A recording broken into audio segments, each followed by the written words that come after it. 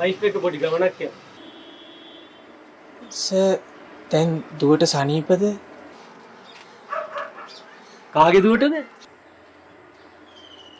සර්ගේ දුව අපිට දරුවෝ නෑ මල්ලි. නෝනට නැති වුණාට සර්ට ඉන්නවා. තමුසට පිස්සුද උන්? ඇයි සර් එදා දුවත් එක්ක අපේ හෝටලේට ආවේ?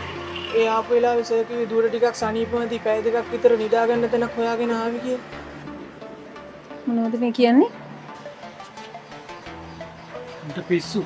මං කවුද හෝටලෙකට ආවේ? ඔක්තෝබර් 21 අඟහරුවාර දවල් 11ට. උන්ට විකාරසිලු. මං 21 ඔෆිස් නේ. ඔෆිස් එකේ යන රෝස පාට ෂර්ට් එකයි කළු කලිසමයි ওই බෑග් එකයි දාගෙන තමයි සර් ආවේ. ඔව් අගාරුවදට අඳින්නේ රෝස් පාට කමිස තමයි. මම මේ කියන්නේ වෙන මිනිහෙක් ගැන. ඕයි.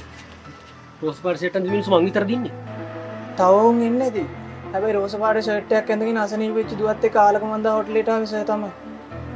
සර්ගේ ගෙවල් මොර කැටියනේ 345 බිල්. ඔව්. ඒ අපේ ඇඩ්‍රස් එක තමයි ඔයා කොහොමද දන්නේ? සර්ගේ ඩෙන්ටිටි එකේ තිබුණා. කුසුම්සිරි මధుභාෂණ සමරනායක.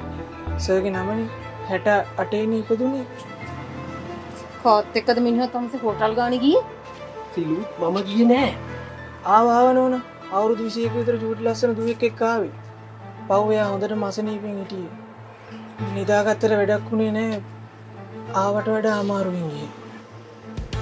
අසනීපේ මට පේනවා. තමසි අංකෝ ගෙදර. පිස්සුද සිලු? අපි ආපු ගමන යමු. නේ? තමුසේ බොරු කියන්නේ ලෑස්ති වෙන්න එපා හොඳද? මම මොකටද සර් බොරු කියන්නේ? සර්ගේ දුව අසනීපෙන් හිටපු හින්දායි දුක සැප හොයලා බැලුවේ.